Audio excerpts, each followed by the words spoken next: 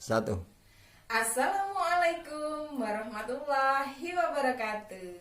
Bersama saya Kak Ika, belajar kimia makin asik dan menyenangkan. Kali ini kita akan belajar tentang perubahan kimia. Seringkali kalian melihat orang membuat kue. Nah, apakah yang terjadi pada adonan kue tersebut? Berikutnya, apakah yang terjadi pada kertas yang dibakar? Lanjut, seringkali kalian melihat buah-buah yang segar. Setelah penyimpanan yang begitu lama, buah tersebut akan menjadi busuk. Apakah buah yang busuk itu bisa kembali segar seperti semula? Untuk lebih jelasnya lagi, kita lihat tayangan berikut ini.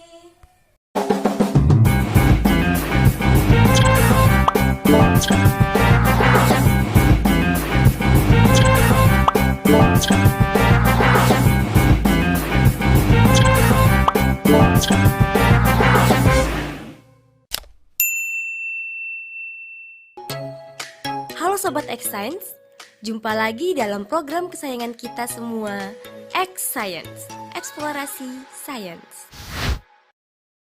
Perubahan apa yang terjadi pada adonan kue tersebut? Adakah perubahan yang terjadi pada kertas? Apakah buah yang sudah busuk bisa kembali menjadi buah segar? Halo Sobat X Science, jumpa kembali bersama Kak Herman dalam program kesayangan kita, X Science, Eksplorasi Sains. Adik-adik, jika kita perhatikan benda di sekitar kita, ada banyak yang bisa kita pelajari. Adonan kue yang mengembang, buah yang ternyata bisa membusuk, atau kertas yang terbakar menjadi abu. Semua yang disebutkan tadi mengalami perubahan. Perubahan sifat benda pada umumnya dikelompokkan menjadi dua macam, yaitu perubahan fisika dan perubahan kimia. Nah, kali ini kakak akan membahas tentang perubahan kimia. Apa itu perubahan kimia? Yuk kita simak sampai tuntas. Adik-adik, pernah tidak adik-adik membantu ibu memasak kue di rumah?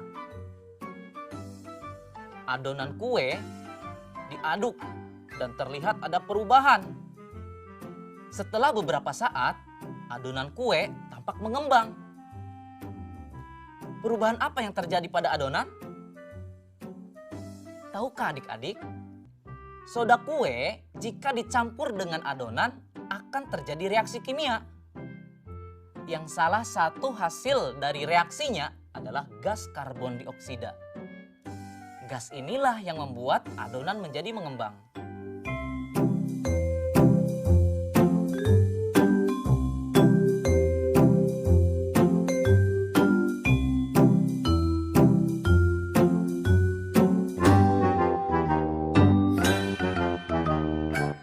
Bagaimana dengan perubahan pada buah? Buah tomat yang tadinya segar diletakkan di atas meja. Kemudian dibiarkan. Lama-kelamaan terjadi perubahan. Buah yang tadinya segar menjadi mengkerut. Warnanya mulai memudar, bahkan menghitam. Dan akhirnya buah tersebut menjadi busuk. Apakah buah yang sudah busuk bisa kembali menjadi segar?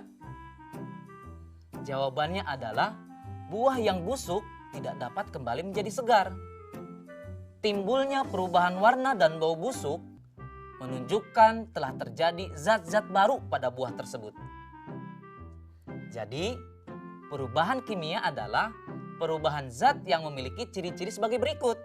Yang pertama, terjadi perubahan sifat kimia seperti perubahan suhu, warna, munculnya gelembung, munculnya suara, munculnya cahaya, dan timbulnya endapan. Yang kedua, terbentuknya zat baru.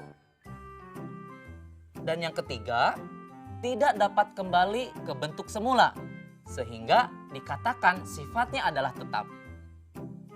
Nah adik-adik, untuk menguji pemahaman kalian, kakak kasih soal nalar ya. Siap?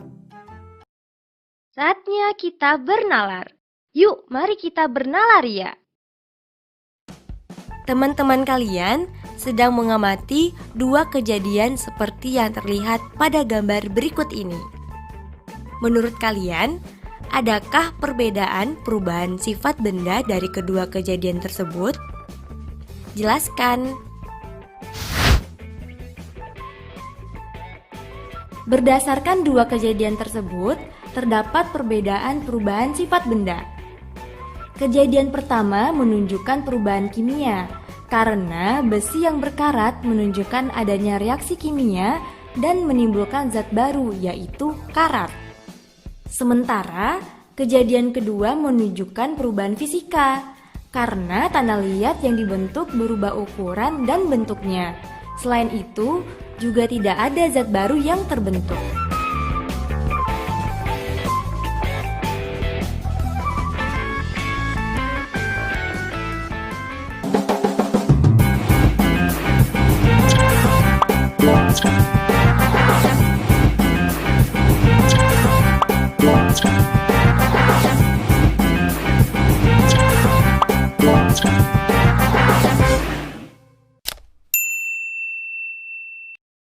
Satu.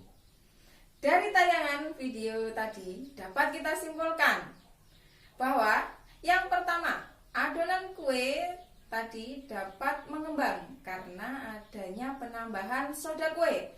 Yang kedua, kertas yang dibakar berubah menjadi abu. Yang ketiga, buah yang sudah busuk tidak dapat kembali segar lagi. Maka perubahan kimia adalah perubahan yang dapat menghasilkan zat baru disertai dengan adanya reaksi kimia, adanya gas, dan adanya gelembung. Sedangkan perubahan fisika adalah perubahan yang tidak dapat menghasilkan zat baru disertai perubahan bentuk, warna maupun rasa. Demikianlah pembelajaran kita kali ini. Semoga bermanfaat. Saya akhiri. Wassalamualaikum warahmatullahi wabarakatuh.